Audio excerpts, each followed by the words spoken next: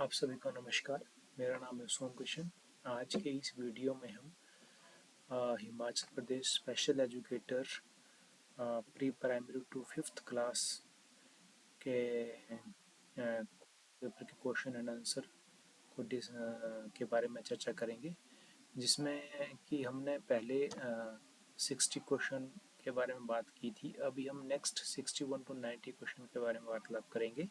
इसमें हम प्रश्न और उत्तर की गहन चर्चा नहीं करेंगे, सिर्फ प्रश्न और उसके जो सही आंसर क्या है उसके बारे में बात करेंगे। इसका उद्देश्य सिर्फ यही है कि हम सभी जान सकें किस तरह के प्रश्न आ रहे हैं और किस तरह की स्टेटमेंट जो है आ रही है। ठीक है, और एक जस्ट अवेयरनेस और जागरूकता के लिए, क्योंकि एक प्रश्न पढ़ना और रीड करना बहुत इंपॉर्टेंट होता है किसी भी एग्ज़ाम के लिए। तो चलिए आइए शुरू करते हैं बिना किसी देरी के। 61 क्वेश्चन नंबर है, one strength often observe in learner with ID. ID वाले छात्रों में प्रायः कौन सी विशेषता पाई जाती है? तो इसका जो एक्यूरेट आंसर है वो ऑप्शन डी रहेगा आपका। Excellent memory for routine work में जो है उनकी मेमोरी ठीक होती है। अदर जो ऑप्शन जो है आपके गलत है। जैसे एक्सेप्शनल मल्टीटास्किंग नहीं होती है, एब्स्ट्रैक्ट थिंकिंग की कमी होती है उनमें। एंड 62 प्रश्न है आपका, learning characteristics at different level of ID vary primarily due to. ठीक है, आईडी के विभिन्न स्तरों में जो सीखने की विशेषता मुख्य किस भाग से भिन्न होती है? ठीक है, तो आपकी जो उनकी लर्निंग करेक्टरिस्टिक्स डिफरेंट होती है आप उनके IQ and adapted functioning differences से। तो इसका बी ऑप्शन जो है आपका सही रहेगा। नेक्स्ट 63 क्वेश्चन है, children with ID benefit most from instruction that. तो जो बौद्धिक दिव्यांगता वाले बच्चे हैं उनमें सबसे अधिक लाभ कैसे मिलता है? ठीक है, तो कैसे मिलेगा? जब हम किसी भी टास्क को ब्रेक डाउन करेंगे स्मॉल स्मॉल स्टेप में। ठीक है, तो ऑप्शन बी जो आपका सही रहेगा, break task into small sequential step.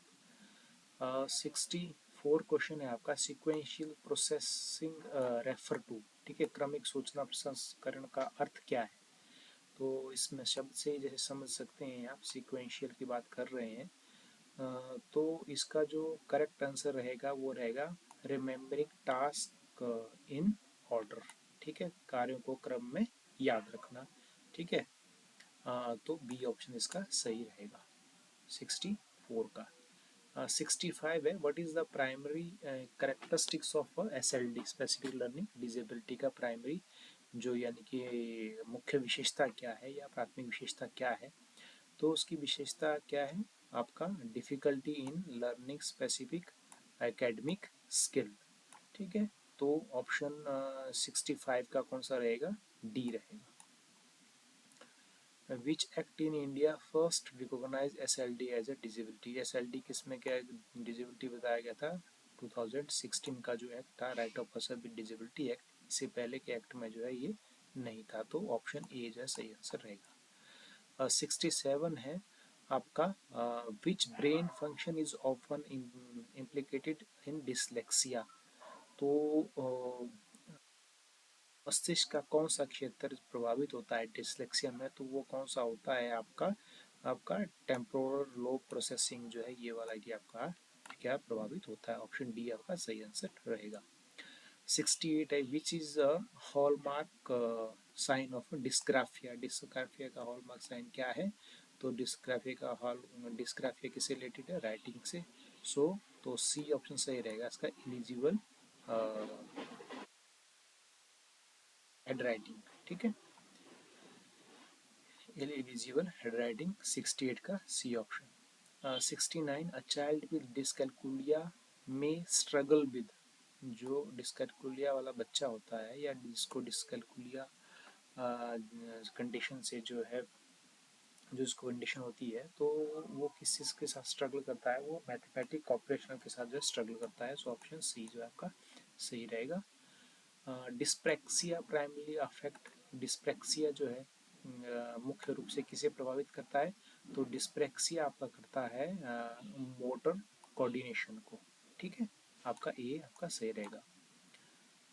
71 which condition involve difficulty with expressive और रिसेप्टिव लैंग्वेज। ठीक है, कौन सी स्थिति जो है व्यक्ति या भाषा की कठिनाई से जुड़ी है, तो डेवलपमेंटल अफेजिया जो है इसे जुड़ी है, तो ऑप्शन सी जो सही आंसर रहेगा।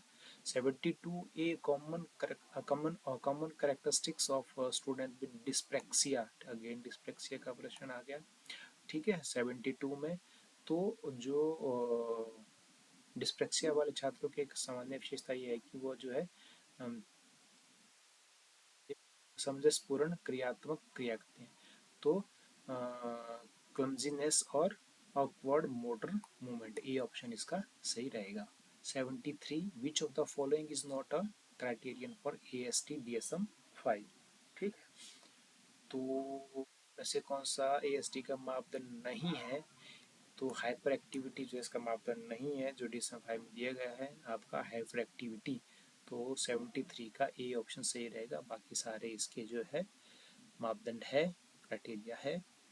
74 which diagnostic system classify AST under the code F84.0, तो DSM-5 में दिया गया है, ऑप्शन ए जो है आपका सही रहेगा 74 का। 75 आपका ICF checklist is primarily used for which of the following। ICF in international classification framework किसके लिए यूज करता है प्राइमरली हमारा, तो जो 75 है वो assessing functioning and disability, C option सही रहेगा। What does the MChat RF primarily screen for, क्या स्क्रीन करता है ये, autism in toddler, C option इसका सही रहेगा। 76 का जो आपका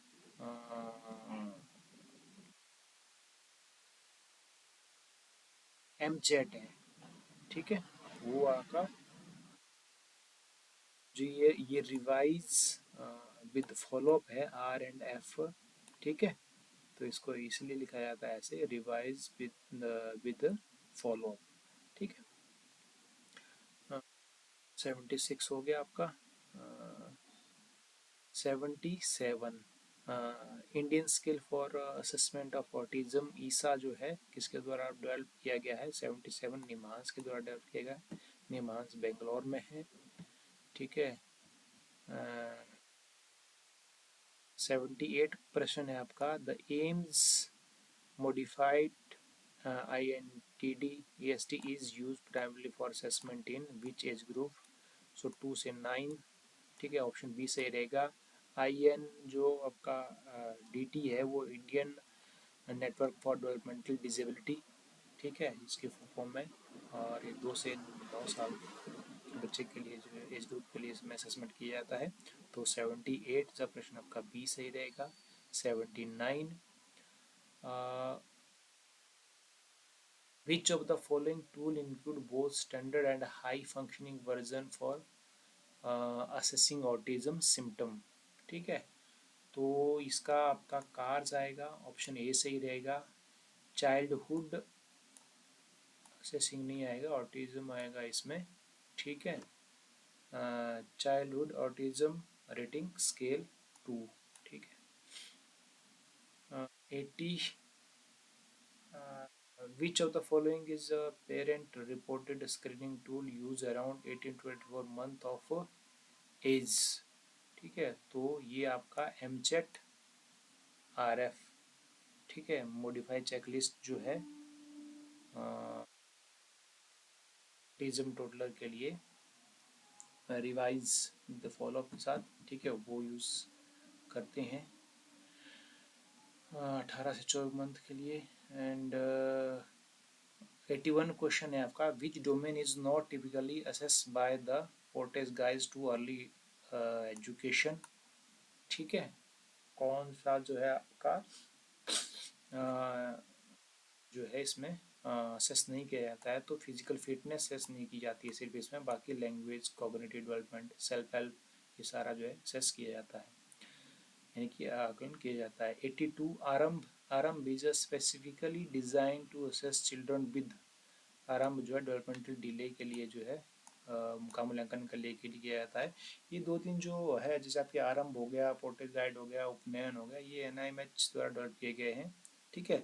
और स्टूडेंट विद इंटेलेक्चुअल डिजेबिलिटी के लिए। ठीक है। जैसे कि पहले हम बेसिक एमआर, आपका एफएसीपी, ठीक है, ये सब करते थे, तो अभी ज़्यादातर ये यूज़ किए जा रहे हैं। ठीक है। और क्योंकि लेटेस्ट जो है डेवलप किए गए हैं, जो एफएसीपी बेसिक एमआर वगैरह, ये काफ़ी पुराने हैं, पहले बहुत पहले डेवलप किए गए हैं।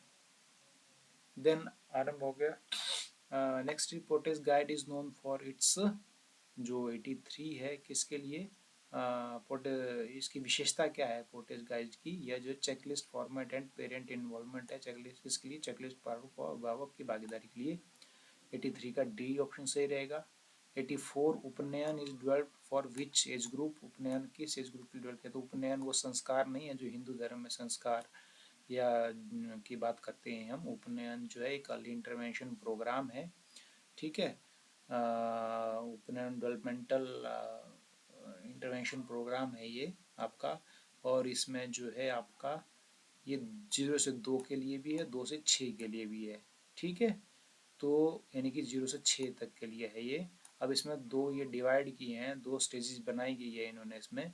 जो 0 से 2 में जो है उसमें क्या है, सिर्फ 5 डोमेन को दर्शाया गया है इन्होंने, कि 5 डोमेन में जो है इसमें बच्चे के इंटरवेंशन के ऊपर फोकस किया जाता है, जिसमें हर डोमेन में जो है आई थिंक 50 जो है स्किल्स की बात करी है पर डोमेन में, तो टोटल इसमें 250 डोमेन है, सॉरी स्किल है। हाँ। एंड जो 2 से 6 ईयर तक है उसमें जो है टोटल 12 डोमेन की बात इन्होंने करी है, और पर डोमेन जो है 50 स्किल है, तो टोटल 600 इसमें स्किल्स की बात की गई है। ठीक है। तो इसके ऑप्शन दोनों है ये। ठीक है। या अगर 0 से 6 होता तो वही आना था, लेकिन इसमें जो है आपका 0 से 2 और 2 से 6 दोनों आएंगे। 85 आरंभ assessment tool was developed by. ठीक है। तो आरंभ असेसमेंट टूल, जैसे मैंने पहले बताया कि एनआईएमएच द्वारा डेवलप किया गया था, जिसका अभी का नाम जो है एनआईई, ठीक है, पीआईडी हो गया है। ठीक है। Ensure for person with intellectual disability. 86 which of the following domain are part of उपनयन असेसमेंट, उपनयन असेसमेंट से संबंधित कौन सा है, तो आपका डी है motor language social and cognitive. And 7 glad assessment tool is primarily use for, तो एकेडमिक अचीवमेंट के संदर्भ में यूज किया जाता है ये इसका सही आंसर रहेगा। हालांकि 88 which of the following is not a component of FACP assessment tool, FACP means functional assessment checklist for programming। ठीक है। तो इसका FACP का भाग कौन सा नहीं है। ठीक है। तो FACP का भाग जो है मेमोरी रिकॉल जो है नहीं है, सी ऑप्शन इसका राइट आंसर रहेगा। 89 which tool is primarily use as a initial screening for student with the suspected SLD। Suspected SLD के लिए सबसे पहले टूल कौन सा यूज करते हैं, फर्स्ट स्क्रीन करते हैं। फर्स्ट स्क्रीन करते हैं हम, आई थिंक जो 6 साल के बच्चे को यूज़ करते हैं, 6 8 साल के बच्चे से यूज़ करते हैं हम। ये ऐप भी है, ऑर्किड द्वारा ये डेवलप किया गया है, आप चेक कर सकते हैं इंटरनेट में इसको। 90 क्वेश्चन है, लास्ट क्वेश्चन है आज का, कि which assessment tool is specifically design to assess dyslexia and related disorder in Indian language. ठीक है। तो कौन सा मूल्यांकन उपकरण, असेसमेंट मीन्स आकलन होता है, और इवेल्युएशन मीन्स मूल्यांकन। सो कौन सा आकलन उपकरण भारतीय भाषाओं में डिसलेक्सिया और संबंधित विकारों के आकलन हेतु प्रयोग किया जाता है, तो डाली किया जाता है। डाली means dyslexia assessment for language of India, ये सही लिखा हुआ है। और ये जो है रिसर्च सेंटर, जो ब्रेन रिसर्च सेंटर है न्यू दिल्ली में, उनके द्वारा जो है डेवलप किया गया है। ऑप्शन बी जो है आपका सही आंसर रहेगा।